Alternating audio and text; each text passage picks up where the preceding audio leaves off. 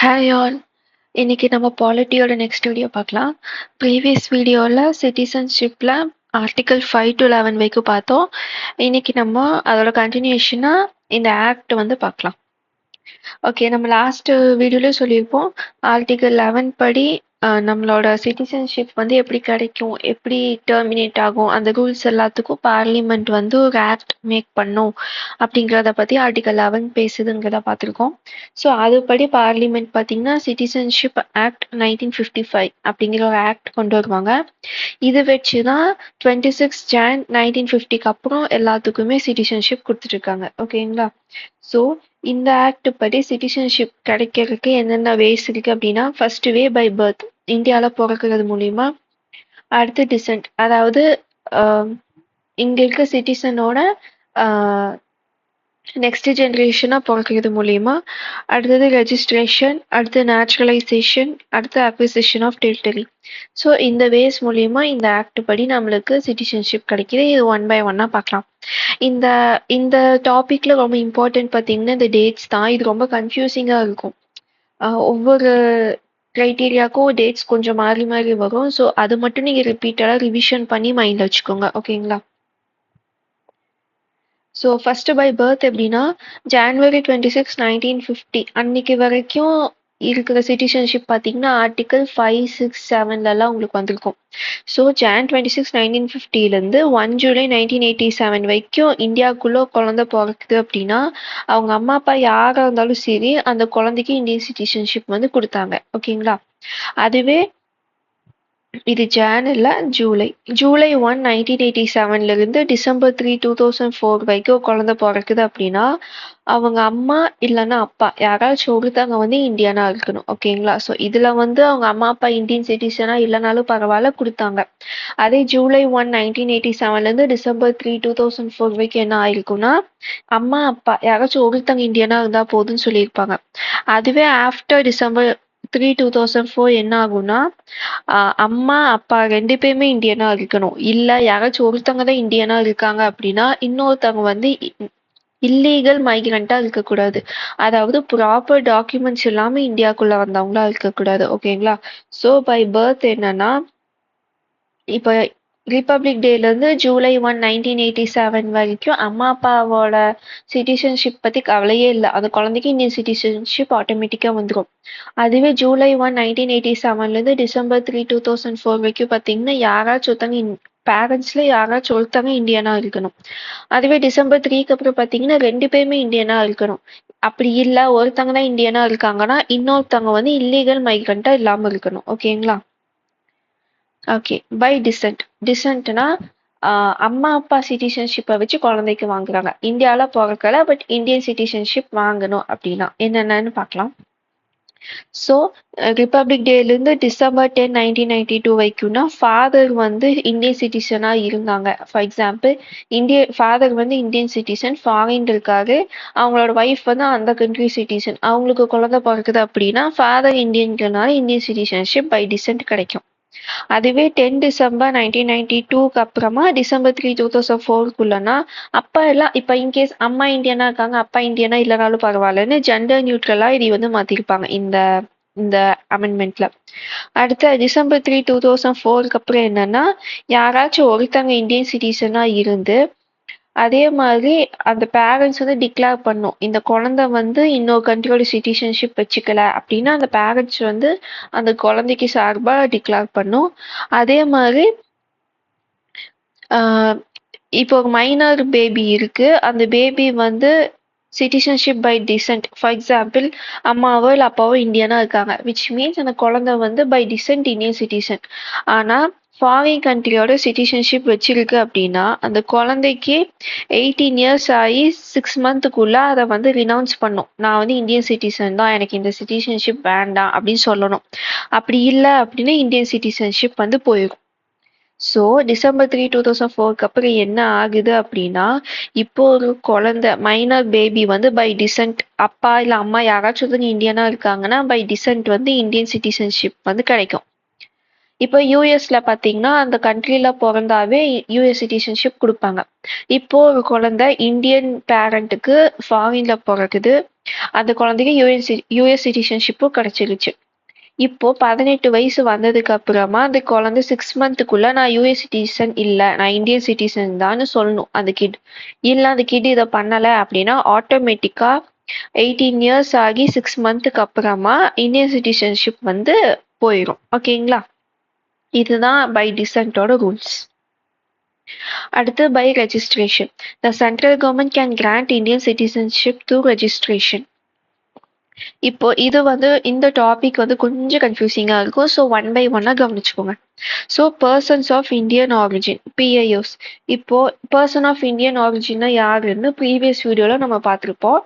So இப்போ வந்து ஒரு பிஐஓ ஏஜ் வந்து 19க்கு மேலே இருக்கு அப்படின்னா இந்தியாவில் வந்து 7 வருஷம் இருந்துட்டு அதுக்கப்புறமா அவங்க அப்ளை பண்ணணும். அப்படி பண்ணாங்க அப்படின்னா அவங்களுக்கு வந்து பை ரெஜிஸ்ட்ரேஷன் இந்தியன் சிட்டிசன்ஷிப் கிடைக்கும். ஸோ பர்சன் ஆஃப் இந்தியன் ஆரிஜின்னா யாரு அப்படிங்கிறத இதுக்கு முன்னாடி வீடியோவில் நம்ம டீட்டெயில்டாக எக்ஸ்பிளைன் பண்ணிக்கோம் ரிப்பீட்டட்லி. ஸோ அதை பார்த்தீங்கன்னா தான் நான் இங்கே என்ன சொல்கிறேன்னு உங்களுக்கு புரியும். So person of Indian origin 19 வயசுக்கு மேலே இருக்காங்க அப்படின்னா அவங்க இந்தியாவில் 7 வருஷம் இருந்துட்டு அதுக்கப்புறமா அப்ளை பண்ணி அவங்க வந்து சிட்டிசன்ஷிப் வந்து வாங்கிக்க முடியும். ஓகேங்களா? இது வந்து இப்போ வேணாம். Spouse of Indian citizen. இப்போ இந்தியன் சிட்டிசனோட ஸ்பவுஸ், ஃபார் எக்ஸாம்பிள் ஒரு ஃபாரினர் வந்து இங்கே இருக்கிற இந்தியன் வந்து மேரேஜ் பண்ணி இங்கேயே இருக்காங்க. ஃபார் எக்ஸாம்பிள் ஒரு இந்தியன் விமன் இருக்காங்க, ஃபாரினர் வந்து வராங்க, 2 பேத்துக்கு மேரேஜ் ஆகுது அப்படின்னா இந்த பார்ட்னருக்கு ரெஜிஸ்டர் பண்ணி அவங்கனால சிட்டிசன்ஷிப் வாங்கிக்க முடியும். அவங்களும் 7 வருஷம் இருக்கணும். ஸோ ரெஜிஸ்ட்ரேஷன் மூலியமா ஃபர்ஸ்ட் யார் வாங்கலாம்? Person of Indian origin. Registration apply பண்ணுறதுக்கு முன்னாடி எவ்வளோ வருஷம் இந்தியாவில் இருக்கணும்? 7 வருஷம் இருக்கணும். இந்தியன் சிட்டிசனோட ஸ்பவுஸ் ஃபாரினராக இருக்காங்க அப்படின்னா அவங்க 7 வருஷம் இந்தியாவில் டிபெண்ட் விசாவில் இருந்துட்டு அதுக்கப்புறமா அவங்க அப்ளை பண்ணணும். ஓகேங்களா? அடுத்து minus children of Indian citizen. இப்போ இந்தியன் சிட்டிசன் யூஎஸ்ல வந்து முன்னாடி ஸ்லைடில் சொன்னேன், யூஎஸ்ல போகிறது ஃபார் எக்ஸாம்பிள் அந்த 6 மாசத்துல இந்தியன் சிட்டிசன்ஷிப் வேணும், நான் யூஎஸ் சிட்டிசன் நான் வந்து ரினவுன்ஸ் பண்ணுறேன்னு சொல்லலை அப்படின்னா யூஎஸ் சிட்டிசன்ஷிப் தான் இருக்கும், இந்தியன் சிட்டிசன்ஷிப் போயிடும். இப்போ 4-5 வருஷம் கழிச்சு இப்போ அவங்களுக்கு இந்தியன் சிட்டிசனாக ஆகணும்னு நினைக்கிறாங்கன்னா அவங்களும் இதே மெத்தடை தான் ஃபாலோ பண்ணி வரணும். ஓகேங்களா? 7 வருஷம் இங்கே இருந்து அப்ளை பண்ணும். அடுத்து person of full age and capacity whose parents earlier citizen of India reside in India for 1 year before applying. So person of full age and capacity அப்படின்னா இப்போ இது பார்த்தீங்கன்னா 19 வயசுக்கு மேலே, கரெக்டுங்களா? இது வந்து பார்த்தீங்கன்னா 18லேருந்து 19 வயசுக்குள்ள அவங்க அம்மா அப்பா யாராச்சும் இந்தியன் சிட்டிசனாக இருந்தாங்க அப்படின்னா 1 வருஷம் இருந்தால் போதும். ஃபார் எக்ஸாம்பிள் இப்போ அவங்க அம்மா அப்பா வந்து இந்தியன் சிட்டிசன்ஸ் தான், ஆனால் இப்போ அவங்களுக்கு வயசு 19க்கு மேலே போயிடுச்சுன்னா 7 வருஷம் இருக்கணும். அதே 18லேருந்து 19 வருஷத்துக்குள்ள அப்ளை பண்ணணும்னு நினைச்சாங்கன்னா 1 வருஷம் இங்கே இருந்தால் போதும். ஓகேங்களா? அதே மாதிரி person of full age and capacity registered as overseas citizen of India for 5 years and residing India for 1 year before applying. So இதில் வந்து என்னன்னா person of Indian origin PIO வச்சுருந்தாங்கன்னா 7 வருஷம் இருக்கணுங்களா? அதுவே ஓசிஐ கார்டு வந்து 5 வருஷத்துக்கு வச்சுருக்காங்க அப்படின்னா அவங்க இந்தியாவில் 1 வருஷம் இருந்தால் போதும். ஓகே, ஸோ இந்த க்ரைட்டீரியாலாம் உங்களுக்கு புரிஞ்சிருக்கும்னு நினைக்கிறேன். நான் மறுபடியும் சொல்கிறேன், ரெஜிஸ்டர் பண்ணக்கு என்னென்ன க்ரைட்டீரியா இருக்கும் அப்படின்னா இப்போ வந்து ஒருத்தவங்க பர்சன் ஆஃப் இந்தியன் ஆரிஜின் 19 வயசுக்கு மேலே இருக்காங்க அப்படின்னா அவங்க வந்து 7 வருஷம் இந்தியாவில் இருந்துட்டு அப்புறம் அப்ளை பண்ணுவாங்க. அதுவே ஒரு இந்தியன் சிட்டிசனோட ஸ்பவுஸ் ஆர் சில்ட்ரனாக இருக்காங்க, மைனர் சில்ட்ரனாக இருக்காங்கன்னா 7 வருஷம் இருந்துட்டு அப்ளை பண்ணும். அதுவே 18 to 19 இயர்ஸ்ல இருக்காங்க அப்படின்னா 1 year இங்க இருந்துட்டு அவங்க அப்ளை பண்ணும். அதுவே overseas citizen of India OCI card வந்து 5 வருஷத்துக்கு வச்சிருக்காங்க அப்படின்னா அவங்க 1 வருஷம் இந்தியாவில் இருந்துட்டு அப்ளை பண்ணாங்கன்னு போதும். இந்த மாதிரி ரெஜிஸ்டர் பண்ணி சிட்டிசன்ஷிப் வாங்கவங்க எல்லாமே ஒரு ஓத் எடுத்துப்பாங்க. ஓகேங்களா? ஸோ இது ஒரு டீட்டெயில் ஞாபகம் வச்சுக்கோங்க. ஸோ அவ்வளோதான் ரெஜிஸ்ட்ரேஷன். அடுத்து by naturalisation. So central government வந்து நேச்சுரலைசேஷன் மூலியமாகவும் சில பேருக்கு சிட்டிசன்ஷிப்ஸ் கொடுப்பாங்க. அதெல்லாம் யாருன்னா இந்த கிரைட்டீரியாவை ஃபுல்ஃபில் பண்றாங்க. அதாவது not from a country that prevents Indians from becoming citizen. இப்போ கண்ட்ரியில இந்தியன் சிட்டிசன்ஸ்க்கு சிட்டிசன்ஷிப் கொடுக்க மாட்டேங்கிறாங்க அப்படின்னா அந்த கண்ட்ரியோட சிட்டிசன்ஸ்க்கு இந்தியாவில் இந்த மெத்தட் வழி நேச்சுரலைசேஷன் மூலியமா சிட்டிசன்ஸ் கொடுக்க மாட்டாங்க. ஓகேங்களா? ஸோ அந்த பர்சன் வந்து இந்த கிரைட்டீரியாவெல்லாம் ஃபுல்ஃபில் பண்ணிக்கிட்டு வரணும். must renounce their existing citizenship after getting Indian citizenship. So இப்போ நேச்சுரலைசேஷன் மூலியமா இங்க இந்தியன் சிட்டிசன்ஷிப் கிடைக்குதுன்னா அவங்க பழைய சிட்டிசன்ஷிப்பை வந்து ரினவுன்ஸ் பண்ணும். இது ஃபுல்லா சொல்லி முடிக்கும் போது உங்களுக்கு நேச்சுரலைசேஷனா என்னங்கிற மீனிங் உங்களுக்கு புரியும். Okay. Must have lived in India for at least 12 months before applying. Must have lived in India for total of 11 years in the last 14 years. So நேச்சுரலைசேஷனுக்கு ரெஜிஸ்ட்ரேஷனுக்கு வித்தியாசம் என்னன்னா ரெஜிஸ்ட்ரேஷன்ல பாத்தீங்க அப்படின்னா அங்க எய்தர் பர்சன் ஆஃப் இந்தியன் ஆரிஜினா இருப்பாங்க, இல்ல அவங்க அம்மா அப்பா யாராச்சும் இந்தியனா இருப்பாங்க, இல்லைன்னா ஸ்பவுஸ் இந்தியனா இருப்பாங்க. ஸோ இது மாதிரி ஒரு ரிலேஷன்ஷிப் இருக்கும். நேச்சுரலைசேஷன் என்னன்னா உங்களுக்கு இந்தியாவுக்கு பெருசா ரிலேஷன் இருக்காது. உங்களோட பேரண்டோ முன்னத்து ஜென்ரேஷன் யாருக்கும் இங்க பெருசா ரிலேஷன் இல்லாம நீங்க வந்து இந்தியன் சிட்டிசன்ஷிப் வாங்கிக்கிறது. ஓகேங்களா? ஸோ நீங்க வந்து இந்தியன் சிட்டிசனுக்கு சிட்டிசன்ஷிப் கொடுக்காத கண்ட்ரிலேருந்து வரக்கூடாது. அது போக நீங்க வந்து உங்களுக்கு இப்போ நேச்சுரலைசேஷன் மூலியமா சிட்டிசன்ஷிப் கிடைக்குதுன்னா அவங்க பழைய சிட்டிசன்ஷிப்பை வந்து ரினவுன்ஸ் பண்ணணும். அப்ளை பண்ணதுக்கு ஒரு வருஷத்துக்கு கண்டினியூஸா ஒரு வருஷம் இந்தியாவில் இருந்திருக்கணும். அதே மாதிரி லாஸ்ட் 14 yearsல 11 years வந்து நீங்க டோட்டலா இந்தியாவில் இருந்துக்கணும். மேபி நீங்க போயிட்டு வரலாம், ஆனா டோட்டலா 11 years இங்க இருந்திருக்கணும். ஓகேங்களா? So must be of good character. 8th ஸ்கெடியூலுக்கு 22 இந்தியன் லாங்குவேஜ்ல ஏதாச்சும் ஒன்று உங்களுக்கு தெரியணும். அதே மாதிரி must intend to live in India or work for in Indian government. ஓகேங்களா? ஸோ இந்த 7 கிரைட்டீரியாவை நீங்க ஃபுல்ஃபில் பண்ணும். இதெல்லாம் யாருக்குன்னா அவங்க அம்மா அப்பா இந்தியன்ஸ் இல்லை, அவங்களுக்கும் இந்தியாவுக்கு பேச ரிலேஷன் இல்லை, ஆனால் இந்தியன் சிட்டிசன்ஷிப் வாங்கணும்னு நினைச்சாங்கன்னா இதெல்லாம் அவங்க ஃபாலோ பண்ணும். Okay. Special exception, the government can relax these conditions for people who have made exceptional contributions in science, philosophy, art, literature, world peace or human progress. So இந்த எல்லா ரூல்ஸுமே follow பண்ணும். ஆனால் சில time government ஒரு சில பேருக்கு privilege கொடுப்பாங்க. அவங்க இதில் ஏதாச்சும் ஒரு கான்ட்ரிபியூட் பண்ணியிருக்காங்க அப்படின்னா அவங்களுக்கு ரிலாக்ஸேஷன் இதில் கிடைக்கும். ஓகேங்களா? அதே மாதிரி இவங்களும் ஓத் எடுத்துட்டு தான் சிட்டிசன்ஷிப் வந்து வாங்குவாங்க. எது மேலே ஓத் எடுப்பாங்கன்னா கான்ஸ்டிடியூஷன் மேலே. ஓகேங்களா? ஸோ நேச்சுரலைசேஷன் ரெஜிஸ்ட்ரேஷன் ரெண்டையுமே கான்ஸ்டிடியூஷன் மேலே ஓத் எடுத்துட்டு தான் சிட்டிசன்ஷிப் எடுத்துப்பாங்க. ஓகேங்க, கொடுப்பாங்க. சாரி. ஸோ நேச்சுரலைசேஷனுக்கும் ரெஜிஸ்ட்ரேஷனுக்கும் இருக்க வித்தியாசம் உங்களுக்கு புரிஞ்சிருக்கும்னு நினைக்கிறேன். அடுத்தது by incorporation of territory. So இப்போ இந்தியா வந்து ஏதாச்சும் இடத்த வந்து இந்தியா கூட சேர்க்குறாங்க அப்படின்னா அந்த பீப்புள் ஆட்டோமேட்டிக்காக இந்தியன் சிட்டிசனாக ஆயிடுவாங்க. So if any foreign territory becomes part of India, the government of India decides who among the people of the territory will become Indian citizens. These persons automatically become Indian citizens from the notified date. Example, when Pondicherry merged with India, the government issued the Citizenship Order 1962 under the Citizenship Act 1955 to grant citizenship to its residents.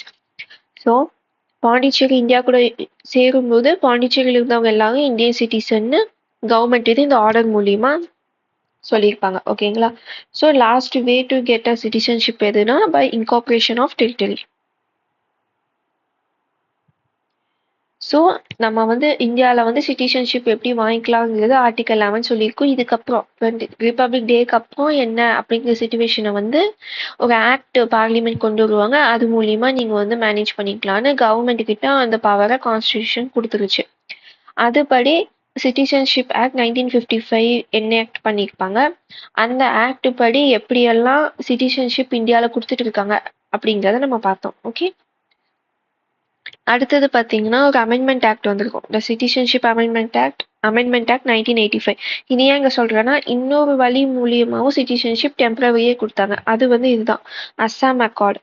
அதாவது இந்த 1971 பார்த்தீங்கன்னா Bangladesh liberation வார் நடந்துச்சு. அப்போ என்ன ஆகும்னா நிறைய refugees வந்து அந்த பார்டர் ஸ்டேட்ஸில் ஃபுல்லாக மைக்ரேட் ஆகி வந்திருந்தாங்க. அப்போ அஸ்ஸாமில் வந்து ரொம்ப பெரிய பிரச்சனையாயிருக்கும். இப்போ எப்படி தமிழ்நாட்டில் வந்து நார்த் இந்தியன்ஸ் வந்து இந்த லேபரராக வந்து இங்கே ஃபுல்லாக ஒர்க்கை வாங்கிக்கிறாங்க, எங்களுக்கு இங்கே இருக்கிற பீப்புளுக்கு ஒர்க் இல்லை அப்படின்னுலாம் சொல்கிறாங்க. அதே இஷ்யூ அங்கே அப்போ வந்திருக்கும். அப்போ அஸ்ஸாமில் வந்து ஸ்டூடெண்ட்ஸ் எல்லாம் சேர்ந்து ப்ரொட்டஸ்ட் பண்ணி அங்கே பெரிய பிரச்சனை போயிட்டு இருக்கும் அந்த டைமில். அப்போ கவர்மெண்ட் வந்து அவங்க கிட்ட ஒரு அக்கார்ட் சைன் பண்ணுவாங்க. அக்கார்ட்னா ஒரு அக்ரிமெண்ட் மாதிரி வச்சுக்கலாம். அஸ்ஸாம் அக்கார்டுன்னு சொல்லுவாங்க. அதுபடி இது மாதிரி உங்களுக்கான ரைட்ஸ் உங்களுக்கு தரோம். மைக்ரண்டா வந்தவங்கள நாங்க வந்து ஐடென்டிஃபை பண்ணி என்ன பண்ணுமோ பார்த்துக்கிறோங்கிற மாதிரி ஒரு அக்கார்ட் வந்து சைன் பண்ணி தான் அந்த ப்ரொட்டஸ்ட்டை வந்து எண்ட் பண்ணியிருப்பாங்க. ஸோ அதுபடி ஒரு சில பேருக்கு வந்து இது கொடுத்துருப்பாங்க சிட்டிசன்ஷிப். அதுக்கு தான் இந்த ஆக்டை வந்து அமெண்ட் பண்ணியிருப்பாங்க. ஏன்னா ஒரிஜினலாக இந்த ஆக்டில் வந்து இது மாதிரி ப்ரொவிஷன் இல்லை. ஸோ அமெண்ட்மெண்ட் பண்ணி இந்த ப்ரொவிஷன் வந்து ஆட் பண்ணியிருப்பாங்க.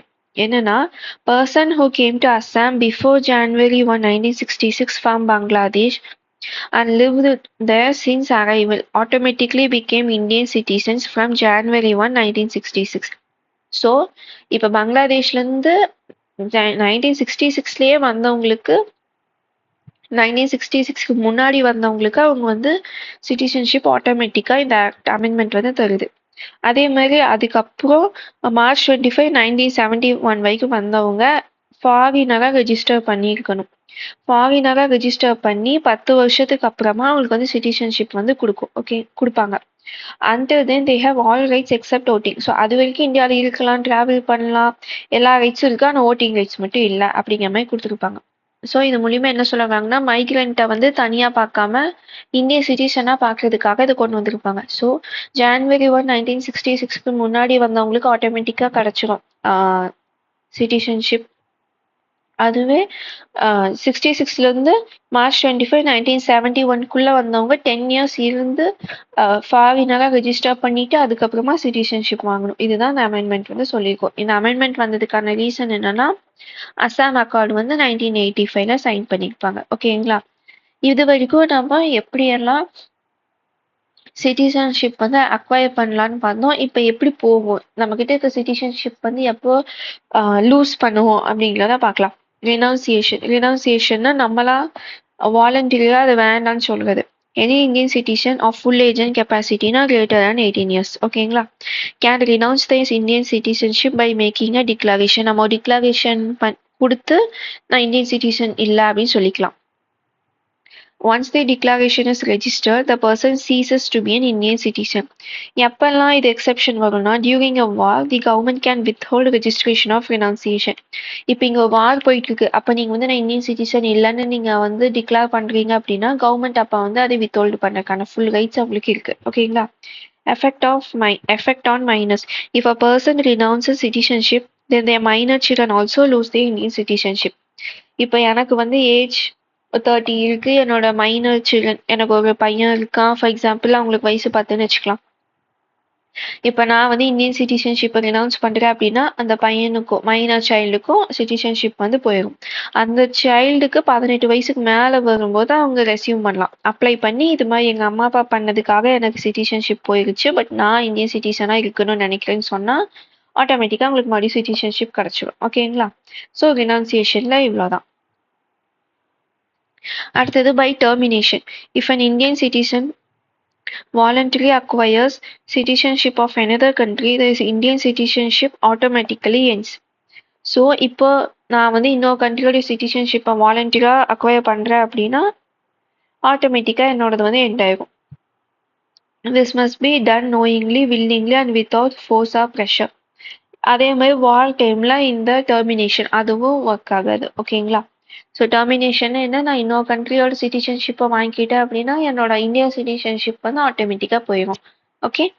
The central government can revoke Indian citizenship if a person gains citizenship fraudulently, acts against the constitution, trades or communicate with the enemy during wartime, is imprisoned for more than 2 years within 5 years of getting citizenship, lives outside India for 7 continuous years without official registration. So டிப்ரிவியேஷன்னா என்னன்னா, இப்போ ஒருத்தங்க Indian citizenship வந்து வாங்கினதுக்கு அப்புறமா for example naturalisation மூலியமாவோ இல்லை registration மூலியமாவோ வாங்கியிருக்காங்க, ஆனால் அது ஃப்ராட் பண்ணி வாங்கியிருக்காங்க அப்படின்னா அவங்க இந்தியன் சிட்டிசன்ஷிப்பை டிப்ரைவ் பண்ணிடுவாங்க. கான்ஸ்டியூஷனுக்கு எதிராக நடந்தாங்கனாலும் டிப்ரைவ் பண்ணிடுவாங்க. அதே மாதிரி எனிமி கண்ட்ரிஸ் கூட வார் டைமில் கம்யூனிகேட் பண்ணாலும் டிப்ரைவ் பண்ணுவாங்க. இப்போ நான் சிட்டிசன்ஷிப் வாங்கி 5 வருஷத்துல நான் 2 வருஷத்துக்கு மேலே ஜெயிலில் இருக்கேன் அப்படின்னா அப்பவும் டிப்ரைவ் பண்ணிடுவாங்க. அதே மாதிரி 7 வருஷத்துக்கு மேலே நான் வெளிநாட்டில் இருக்கேன், எந்த சிட்டிசனாக இருந்தாலும் சரி, இங்கே ஒழுங்காக ரெஜிஸ்டர் பண்ணாமல் இங்கே வந்துட்டு போகாமல் நான் 7 வருஷம் வெளியவே இருக்கேன் அப்படின்னாலுமே டிப்ரைவ் பண்ணிடுவாங்க. ஓகேங்களா? ஸோ இதோட நம்ம base of losing the citizenship அந்த டாப்பிக்கும் முடியுது. ஸோ ஆக்ட் வந்துச்சு. ஆக்ட் மூலியமா நம்மளுக்கு எப்படி சிட்டிசன்ஷிப் கிடைக்குது, சிட்டிசன்ஷிப் எப்படி லூஸ் ஆகுது அப்படிங்கிறதையும் நம்ம பார்த்தோம். இப்போ வந்து நம்ம நெக்ஸ்ட் டாபிக் போகலாம். நெக்ஸ்ட் டாபிக் வந்து பார்த்தீங்க அப்படின்னா இந்த சிட்டிசன்ஷிப் ஆக்டோட அமெண்ட்மெண்ட்ஸ். அதுக்கு முன்னாடி இங்கே பார்த்தீங்கன்னா நான் person of Indian origin and overseas citizenship of India, citizen of India, இந்த ரெண்டுக்கும் இருக்க வித்தியாசம் வந்து நோட்ஸில் கொடுத்துருக்கேன். ஸோ இதோட எக்ஸ்பிளனேஷன் ப்ரீவியஸ் வீடியோவில் நான் கொடுத்துருப்பேன். ஸோ அந்த நோட்ஸ் படிச்சீங்க அப்படின்னா உங்களுக்கு கிளாரிஃபை ஆயிரும். ஓகேங்களா? இதுக்கு ரெண்டுக்கும் இருக்க வித்தியாசம் என்ன அப்படிங்கிறது. ஸோ இப்போ ஆக்சுவலி இப்போ கரண்ட்டாக பர்சன் ஆஃப் இந்தியன் ஆரிஜின் வந்து இல்லை, பிகாஸ் அதை வந்து இது கூட மர்ஜ் பண்ணிட்டாங்க. ஸோ பேசிக்லி இது ரெண்டுக்கும் சின்ன சின்ன வித்தியாசம் தான் இருக்குது. அது இந்த நோட்ஸில் கொடுத்துருக்கேன், நீங்கள் அதில் லேர்ன் படிச்சுக்கோங்க. இன்கேஸ் ஏதாச்சும் புரியலன்னா கமெண்ட் பண்ணுங்க, நான் அதுக்கு மட்டும் சின்ன வீடியோ 10 மினிட்ஸ் வீடியோமே நான் அப்லோட் பண்ணுறேன். ஓகே, இப்போ நம்ம இந்த ஆக்டோட அமெண்ட்மெண்ட்ஸ் பற்றி பார்க்கலாம். ஸோ 1985 வந்து அமெண்ட்மெண்ட் வந்து இந்த அசாம் அக்கார்ட் ரிலேட்டடானது. இது வந்து நம்ம ஆல்ரெடி முன்னாடியே எப்படி சிட்டிசன்ஷிப் வாங்கலாம் அப்படிங்கிறதுலே நான் வந்து உங்களுக்கு சொல்லியிருக்கேன். இந்த 2 பாயிண்ட்டும் அவங்களுக்கு வந்து ஓட்டிங் ரைட்ஸ் இருக்காதுங்கிறது சொல்லிட்டேன். ஸோ இதில் வந்து இந்த டேட்டுக்கு அப்புறம் வந்தவங்க வந்து illegal migrants and do not eligible for சிட்டிசன்ஷிப்புங்கிறத சொல்லியிருப்பாங்க. ஏன்னா அசாம் அக்கார்டில் இருக்க பிரச்சனை, அசாம் அக்கார்டே எதுக்கு வந்திருக்கும், இல்லீகல் மைக்ரன்ஸ் நிறைய பேர் வந்துட்டாங்க, லைவ்லிஹுட் அஃபெக்ட் ஆகுது அப்படிங்கிறது. ஸோ வர வரைக்கும் வந்தவங்கள வந்து சிட்டிசன்ஷிப் கொடுத்து அக்செப்ட் பண்ணிக்கிட்டாங்க. வார் வந்ததுக்கு அப்புறமா வந்தவங்கள இல்லீகல் மைக்ரன்ஸ் தான் கன்சிடர் பண்ணி சிட்டிசன்ஷிப் வந்து கொடுக்கக்கூடாது அப்படிங்கிறதுக்கான அமெண்ட்மெண்ட் இது. ஓகேங்களா? ஸோ இது ரெண்டும் சிட்டிசன்ஷிப் வந்து வாங்குறதுக்கானது, இது இல்லைன்னு சொல்றதுக்கான ஒரு ப்ரொவிஷன். ஓகே, இந்த 2 ப்ரொவிஷன் முன்னாடி பார்த்துட்டோம். 3வது ப்ரொவிஷன் என்ன, அந்த டேட்டுக்கு அப்புறம் மார்ச் 25, 1971க்கு அப்புறம் வந்தவங்க வந்து இல்லீகல் மைக்ரன்ஸ் இந்த அமெண்ட்மெண்ட் வந்து சொல்லுது. ஓகே, அடுத்தது 1992ல வந்து ஒரு அமெண்ட்மெண்ட் வந்திருக்கும். இப்போ நம்ம இது சிட்டிசன்ஷிப் பை டிசென்ட்ல பார்த்தோம் இல்லைங்களா, ஜெண்டர் நியூட்ரலா மாத்திருப்பாங்கன்னு. அப்பா வந்து சிட்டிசனா இருக்கணுங்க அவசியம் இல்லை, யாராச்சும் ஒருத்தவங்க சிட்டிசனா இருந்தா போதும் அப்படிங்கிறத கொண்டு வந்த அமெண்ட்மெண்ட் தான் சிட்டிசன்ஷிப் ஆக்ட் 1992. ஓகேங்களா? Ensure gender equality citizenship transmission. ஏன்னா இதுக்கு முன்னாடி அப்பா வந்து இந்தியன் சிட்டிசனா இருந்தாதான் பை டிசென்ட் கிடைக்கும்னு இருந்தது. இப்போ யாராச்சும் எய்தர் பேரண்ட்ஸ் சிட்டிசன்ஷிப், எய்தர் அம்மா இல்லைன்னா அப்பா யாராச்சும் ஒருத்தங்க இருக்கணும் அப்படின்னு சொன்ன அமெண்ட்மெண்ட் தான் 1992 அமெண்ட்மெண்ட். அடுத்தது சிட்டிசன்ஷிப் அமெண்ட்மெண்ட் ஆக்ட் 2003. அதாவது stricter immigration rules and overseas citizen of India, அந்த ரூல்ஸ்.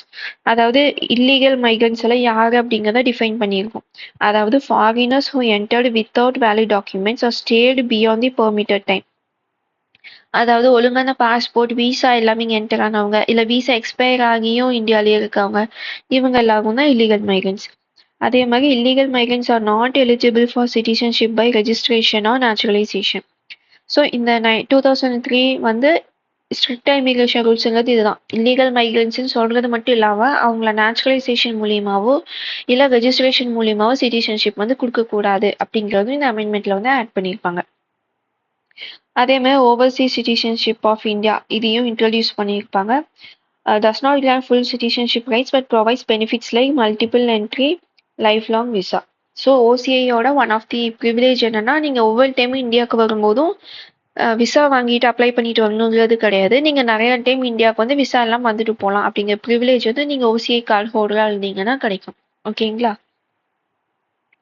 ஸோ இந்த டீட்டெயில்ஸ் எல்லாம் இந்த அமெண்ட்மெண்ட்டில் வந்து கொடுத்துருப்பாங்க. அப்புறம் 2005 அமெண்ட்மெண்ட், அதாவது ஓசிஐ அப்ளிகேஷன் ப்ராசஸை வந்து சிம்பிளிஃபை பண்ணியிருப்பாங்க. 2003ல வந்து இன்ட்ரடியூஸ் பண்ணியிருந்தாலும் 2005ல தான் அது வந்து ரொம்ப ரீச் ஆகும். ஏன்னா அதோட ப்ராசஸை வந்து கொஞ்சம் சிம்பிளிஃபை பண்ணியிருப்பாங்க அப்ளை பண்ணுறதுக்கு. Allowed more flexibility in granting OCI status to Indian origin foreigners. Reduce the required period of residence in India for foreigners married to Indian citizens from 2 years to 1 year before they can apply for Indian citizenship. இப்போ நான் வந்து 1955 ஆக்ட்ல உங்களுக்கு சொல்லும் போது நான் சொன்னேன் இல்லைங்களா, 7 years வந்து ஸ்பவுஸ் ஆஃப் இந்தியன் சிட்டிசன் வந்து இந்தியாவில் இருந்து அதுக்கப்புறமா அவங்க வந்து பை ரெஜிஸ்ட்ரேஷன் அவங்க வந்து சிட்டிசன்ஷிப் வாங்கலாம் அப்படின்னு. அதுக்கப்புறமா உங்களுக்கு 2 years அதை ரெடியூஸ் பண்ணியிருப்பாங்க. அப்போ நான் எக்ஸ்பிளைன் பண்ணது 1955 படி. இப்போ 2005 படி பார்த்தீங்கன்னா 1 year நீங்கள் வந்து இருந்து அப்ளை பண்ணலாம் அப்படிங்கிறத அமெண்ட் பண்ணியிருப்பாங்க. ஸோ உங்களுக்கு அமெண்ட்மெண்ட் இல்லாமல் கேட்டாங்கன்னா 7 years தான் ஆன்சராக வரும். இந்த அமெண்ட்மெண்ட் 2005 அமெண்ட்மெண்ட்டுன்னு கேட்டாங்க அப்படின்னா உங்களுக்கு வந்து 1 year ஆன்சராக இருக்கும். ஓகேங்களா? இந்தியன் சிட்டிசனோட ஸ்பவுஸ் வந்து ப்ராக்டிக்கலாக பார்த்தா 1 year இருக்கணும். பட் 1955 ஆக்ட் படி என்னன்னு கேட்டால் 7 years. ஓகேங்களா? இப்போ கரெக்டாக 2005 அமெண்ட்மெண்ட் படி 1 year இருந்தால் போதும். ஓகே. நெக்ஸ்ட் பார்த்தீங்கன்னா 2015 நான் சொன்னேன் இல்லைங்களா, பிஐஓ பர்சன் ஆஃப் இந்தியன் ஆரிஜினையும் ஓவர்சீஸ் சிட்டிசன் ஆஃப் இந்தியா இது ரெண்டையும் மர்ஜ் பண்ணுறதுக்காக இந்த அமெண்ட்மெண்ட் கொண்டு வந்திருப்பாங்க. Remove the 15 year validity of PIO. அதுக்கு முன்னாடி பார்த்தீங்கன்னா person of Indian origin card ஹோல்டருக்கு 15 years வேலிடிட்டி இருந்துச்சு. இதில் வந்து அந்த வேலிடிட்டி எல்லாம் எடுத்துட்டு person of Indian origin card வச்சிருக்கவங்க எல்லாமே இனிமேல் ஓசிஐ கார்டு ஹோல்டர் தான், பிஐஓன்னு ஒன்று கிடையாது அப்படிங்கிற மாதிரி கொண்டு வந்திருப்பாங்க. ஓகேங்களா? ஸோ இந்த அமெண்ட்மெண்ட் படி OCI overseas citizen of India இந்த கார்டு வச்சிருக்கவங்களும் சரி, பர்சன் ஆஃப் இந்தியன் ஆரிஜின் இந்த கார்டு வச்சிருக்கவங்களும் சரி, ரெண்டு பேருமே ஓசிஐன்னு மாத்திடுவாங்க. ஓகேங்களா? இது ரெண்டுக்கும் இருக்க வித்தியாசம் இந்த டேபிள் காலம் வந்து உங்களுக்கு நோட்ஸ்ல கொடுத்துருப்பேன், அதுல படிச்சீங்கன்னா உங்களுக்கு டிஃபரன்ஸ் புரியும். அடுத்தது சிட்டிசன்ஷிப் அமெண்ட்மெண்ட் ஆக்ட் 2019. இது வந்து உங்களுக்கு கரண்ட் அஃபேர்ல கொஞ்சம் இருந்துச்சு. ஸோ உங்களுக்கு ஞாபகம் இருக்குன்னு நினைக்கிறேன், அந்த லாக்டவுனுக்கு முன்னாடியெல்லாம் இந்த இஷ்யூ லைட்டாக போச்சு. ஸோ இதுதான் லேட்டஸ்டான அமெண்ட்மெண்ட். இது எதுக்கு கொண்டு வந்திருப்பாங்கன்னா இந்த ரிலீஜியஸ் மைனாரிட்டிஸ்க்காக சிட்டிசன்ஷிப் தரதுக்காக கொண்டு வந்திருப்பாங்க. So provided Indian citizenship to Hindus, Sikhs, Buddhists, Jains, Parsis and Christians. இந்த 6 ரிலீஜியன்ல இருக்கவங்க இந்த 3 கண்ட்ரி பாகிஸ்தான், பங்களாதேஷ் அண்ட் ஆப்கானிஸ்தான்லேருந்து வந்தவங்களுக்கு கொடுக்கறதுக்கான அமெண்ட்மெண்ட் தான் 2019 amendment. They will be exempted from Foreigners Act 1946 and Passport Entry into India Act 1920. அதாவது இந்த 2 ஆக்ட் படி என்ன இருக்கும்னா, இது மாதிரி சிட்டிசனாவும் இல்லாம ப்ராப்பர் டாக்குமெண்ட்ஸும் இல்லாம இந்தியாவுக்கு வந்தவங்கள திருப்பி அவங்க கண்ட்ரிக்கே அனுப்பணும் அப்படிங்கிறத இந்த 2 ஆக்டும் சொல்லும்.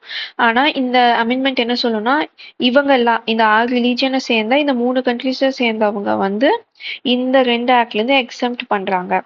Eligible persons must have entered India before December 31, 2014. இதுக்கு முன்னாடி வந்தவங்களுக்கு சிட்டிசன்ஷிப் கொடுக்க போறோம் அப்படின்னு சொல்லியிருப்பாங்க. அதே மாதிரி reduce the residence requirement for naturalisation from 11 years to 5 years for these groups. So நம்ம நேச்சுரலைசேஷன் அப்போ பார்த்தோம் இல்லைங்களா, 14 yearsல அவங்க 11 years கண்டிப்பாக இந்தியாவில் இருந்திருக்கணும் அப்படின்னு. ஸோ அதை வந்து 5 yearsா இது வந்து இந்த ஆக்ட் வந்து குறைச்சிருக்கும். பிகாஸ் இந்த 3 கண்ட்ரிலேருந்து வரவங்க மேபி இந்தியன் ஆரிஜினாக இருக்கலாம், ஆர்எஸ் இங்கே சம்மந்தமே இல்லாமல் இருக்கலாம். அப்போ அவங்களால ரிஜிஸ்ட்ரேஷன் மூலியமா வர முடியாது. நேச்சுரலைசேஷன் மூலியமா தான் சிட்டிசன்ஷிப் கொடுக்க முடியும். ஸோ அந்த நேச்சுரலைசேஷனுக்குமே இவங்களுக்கு மட்டும் 5 வருஷம்னு சொல்லியிருப்பாங்க. ஜென்ரலா 11 years, பட் இந்த குரூப்புக்கு மட்டும் இந்த குரூப் ஆஃப் பீப்புளுக்கு மட்டும் 5 yearsன்னு இந்த அமெண்ட்மெண்ட் வந்து சொல்லியிருக்கோம். ஓகேங்களா? ஸோ ஆப்கானிஸ்தான், பாகிஸ்தான் அண்ட் பங்களாதேஷ்லேருந்து வந்த ஹிந்துஸ், சிக்ஸ், புத்திஸ்ட், ஜெயின்ஸ், பார்சிஸ், கிறிஸ்டியன்ஸ் இந்த 6 ரிலீஜியன் சேர்ந்த பீப்புள் வந்து 5 வருஷம் இருந்தால் போதும். அது போக அவங்க வந்து December 31, 2014க்கு முன்னாடி வந்திருந்தா போதும், அவங்களுக்கு வந்து சிட்டிசன்ஷிப் வந்து கொடுக்கலான்னு இந்த அமெண்ட்மெண்ட் வந்து சொல்லியிருக்கோம். ஓகேங்களா? did not apply to Muslims as the amendment aimed at religious minorities facing persecution. So இதுதான் இஷ்யூவாக போயிட்டு இருந்துச்சு. ரிலீஜனை வச்சு நீங்கள் எப்படி கொடுக்கலாம், இந்தியா வந்து ஒரு செக்யுலர் கண்ட்ரி அப்படின்னு ஒரு இஷ்யூ போயிட்டு இருந்துச்சு. ஆனால் கவர்மெண்ட் சைட்லேருந்து சொன்ன பதில் என்னன்னா, நான் இவங்களுக்கு வந்து இவ்வளோ எக்ஸம்ஷன் திருப்பி அவங்க கண்ட்ரிக்கே அனுப்பாமல் 11 yearsக்கு பதிலாக 5 years இங்கே இருந்தால் போதும், சிட்டிசன்ஷிப் தரேன், இவ்வளோ எக்ஸப்ஷன்ஸ் கொடுத்ததுக்கான ரீசனே அவங்க வந்து அந்த கண்ட்ரியில வந்து ரிலீஜியஸ் பர்சிக்யூஷன், அதாவது ரிலீஜியன் பேரால அவங்க வந்து ரொம்ப கஷ்டப்படுத்தப்பட்டாங்க. அதனாலதான் நாங்க வந்து அவங்களுக்கு இது சிட்டிசன்ஷிப் தரோம். இது வந்து செக்யூலர் கண்ட்ரி, இந்த டாபிக்கு எந்த ரிலேஷனுமே கிடையாது. அந்த 3 கண்ட்ரிஸுமே முஸ்லீம் டாமினேட்டட் கண்ட்ரி. ஸோ அதனாலதான் நாங்க வந்து முஸ்லீம்க்கு தரல. ஏன்னா முஸ்லீம் டாமினேட்டட் கண்ட்ரீஸ்ல முஸ்லீம்க்குன்னு எந்த பிரச்சனையும் இருக்காது, பட் மைனாரிட்டிஸ்க்கு இருக்கு அந்த கண்ட்ரீஸ்ல. அதனால நாங்க மைனாரிட்டிஸ்க்கு தரோம்னு கவர்மெண்ட் சொல்லியிருப்பாங்க. ஓகேங்களா? The act does not apply to tribal areas. So இப்போ இந்த 3 கண்ட்ரீஸ்லேருந்து வந்தவங்க அஸ்ஸாம், மேகாலயா, மிசோரம், திரிபுரா இந்த 4 ஸ்டேட்ல இருந்தாங்கன்னா அவங்களுக்கு அப்ளை ஆகாது. வேற ஏதாச்சும் இந்த 4 ஸ்டேட்டை தவிர மற்ற ஸ்டேட்ல இருக்காங்க அப்படின்னா அவங்களுக்கு வந்து அப்ளை ஆகும். அதே மாதிரி inner line permit area, Arunachal Pradesh, Nagaland and Mizoram. So இந்த 3 ஸ்டேட், இந்த 4 ஸ்டேட் இதை தாண்டி இருக்கிற ஏரியாவில் இருந்தாங்கன்னா உங்களுக்கு அப்ளை ஆகும். இன்கேஸ் மைக்ரேட் ஆகி வந்தவங்க இந்த ஏரியாவில் இருந்தாங்கன்னா உங்களுக்கு அப்ளை ஆகாது. ஓகேங்களா? ஏன்னா இது 6th ஸ்கெடியூல் இருக்கு. இதுக்கு வந்து இன்னர் லைன் பெர்மிட் இருக்கு. ஸோ இதுக்கெல்லாம் நம்ம ஜென்ரல் ரூல்ஸ் போட மாட்டோம். ஏன்னா இது ட்ரைபல் ஏரியா. வரவங்க வந்து அங்கே போய் செட்டில் ஆகக்கூடாதுங்கனால இந்த ஏரியாவில் இருக்கக்கூடாது அப்படின்னு மாதிரி சொல்லியிருப்பாங்க. ஓகேங்களா? ஸோ இதுதான் சிட்டிசன்ஷிப் அமெண்ட்மெண்ட் ஆக்ட் 2019 இருக்கிற ப்ரொவிஷன்ஸ். ஸோ இதோட நம்மளுக்கு வந்து சிட்டிசன்ஷிப் டாபிக் வந்து எண்ட் ஆகுது. ஸோ லாஸ்ட் வீடியோவில் உங்களுக்கு இன்டெப்த்தாக நான் வந்து அந்த ஆர்டிகல்ஸ் எல்லாமே எக்ஸ்பிளைன் பண்ணியிருந்தேன். அதே மாதிரி பர்சன் ஆஃப் இந்தியன் ஆரிஜின்னா யார் அதெல்லாம் உங்களுக்கு சொல்லியிருப்பேன். இதில் வந்து அந்த அமெண்ட்மெண்ட்டு, அதுக்கப்புறம் மெயின் ஆக்ட் 1955 வந்த ஆக்ட், அதோட ப்ரொவிஷன் எல்லாமே உங்களுக்கு வந்து சொல்லியிருப்பேன். இந்த இந்த டாபிக்ல உங்களுக்கு வந்து கொஞ்சம் டேட் கன்ஃபியூஸ் ஆகும். அதுக்கப்புறம் எலிஜிபிலிட்டி வந்து உங்களுக்கு கன்ஃபியூஸ் ஆகும். மோஸ்டா உங்களுக்கு ரொம்ப மைன்யூட்டான டீட்டெயில் எல்லாம் மோஸ்டா கொஸ்டின் கேட்க மாட்டாங்க. அந்த இன்பிட்வீன் வந்து 2003 அமெண்ட்மெண்ட், 2005 அமெண்ட்மெண்ட் எல்லாம் ஜஸ்ட் லைனாக படிச்சுட்டு வரும்போது உங்களுக்கு தெரியணுங்கக்காக தான் சொல்லியிருப்பேன். இப்போ லேட்டஸ்ட்டாக இருக்க 2019 அமெண்ட்மெண்ட் நீங்கள் நல்லா பார்த்து வச்சுக்கோங்க. இப்போ 2024 பார்த்தீங்கன்னா ரூல்ஸ் நோட்டிஃபை பண்ணியிருப்பாங்க யூனியன் கவர்மெண்ட். அது வந்து கரண்ட் அஃபேர்ஸில் இருக்குது. லைட்டாக நீங்கள் அதை கூகுள் பண்ணி பார்த்தீங்கன்னாலும் என்னன்னு வந்திருக்கும். அதாவது லோக்கல் ஏரியாவுக்கு ப்ரீஸ்ட் கிட்ட போய் நீங்கள் ரெஜிஸ்டர் பண்ணிக்கணும் அப்படின்னு ஒரு ரூல்ஸ் உங்களுக்கு வந்து நோட்டிஃபை பண்ணியிருப்பாங்க. ஐ திங்க் ஜூனில் பண்ணியிருப்பாங்கன்னு நினைக்கிறேன். கரெக்டாக மந்த் மட்டும் ஞாபகம் இல்லை. ஸோ இந்த மாதிரி டீட்டெயில்ஸ் மட்டும் பார்த்து வச்சுக்கோங்க. மெயினாக ஆர்டிகல்ஸ் ரொம்ப இம்பார்ட்டன்ட். அதுக்கப்புறம் மெயின் ஆக்ட் 1955 கொடுத்த ப்ரொவிஷன்ஸ் ரொம்ப இம்பார்ட்டன்ட். அடுத்தது 2019 அமெண்ட்மெண்ட் வந்து ரொம்ப இம்பார்ட்டன்ட். ஓகேங்களா? ஸோ இது பேஸ் பண்ணி பாருங்க. அந்த டேட் எல்லாம் உங்களுக்கு மறந்து போகிற மாதிரி தான் இருக்கும். ஜஸ்ட் அப்பப்போ ஞாபகம் வந்து ரிவைஸ் பண்ணி வச்சுக்கோங்க. ஆப்ஷன்ஸை பார்த்தா உங்களால் எலிமினேட் பண்ண முடிஞ்சா போதும். ஓகேங்களா? ஸோ இந்த டாபிக்கான சோர்ஸ் நான் யூஸ் பண்ண சோர்ஸ் வந்து ஒரு 2-3 கொடுத்துருக்கேன். அதாவது ரெஃபரன்ஸ் புக்கும் சமச்சீர் புக்கும் நான் பார்த்தேன். அது போக இந்த psrindia.org இதில் வந்து நீங்கள் ஆக்ட் ரிலேட்டடாக நீங்கள் ஏதாச்சும் பார்க்கணுன்னா இந்த வெப்சைட் நீங்கள் வந்து ரெஃபர் பண்ணிக்கலாம். பிகாஸ் அது வந்து கொஞ்சம் புரியுற மாதிரி கொஞ்சம் ஈஸியாக உங்களுக்கு கொடுத்துருப்பாங்க. ஸோ அதுலேருந்து வேணுங்கிற டாபிக் மட்டும் நான் ரெஃபர் பண்ணியிருக்கேன். ஸோ இந்த நோட்ஸ் வந்து நான் டெலகிராமில் கொடுத்துருக்கேன். ஸோ நீங்கள் வந்து டெலகிராமில் ஜாயின் பண்ணலன்னா சேனல் லிங்க் கீழே கொடுத்துருக்கேன், ஜாயின் பண்ணிக்கோங்க. நான் நோட்ஸ் எல்லாம் அதில் தான் அப்லோட் பண்ணிகிட்ருக்கேன். அதுக்கப்புறம் இந்த வீடியோ உங்களுக்கு பிடிச்சிருந்தா லைக் பண்ணிடுங்க. டவுட் இருந்தால் கமெண்ட் பண்ணுங்கள், நான் உங்களுக்கு கிளாரிஃபை பண்ணுறேன். சப்ஸ்கிரைப் பண்ணி வச்சுக்கோங்க. நான் டெய்லியுமே உங்களுக்கு வந்து வீடியோ போட்டிருக்கேன். ஸோ உங்களுக்கு அப்டேட் கரெக்டாக வரும். ஸோ சப்ஸ்கிரைப் பண்ணலன்னா பண்ணி வச்சுக்கோங்க. நெக்ஸ்ட் வீடியோவில் பார்க்கலாம்.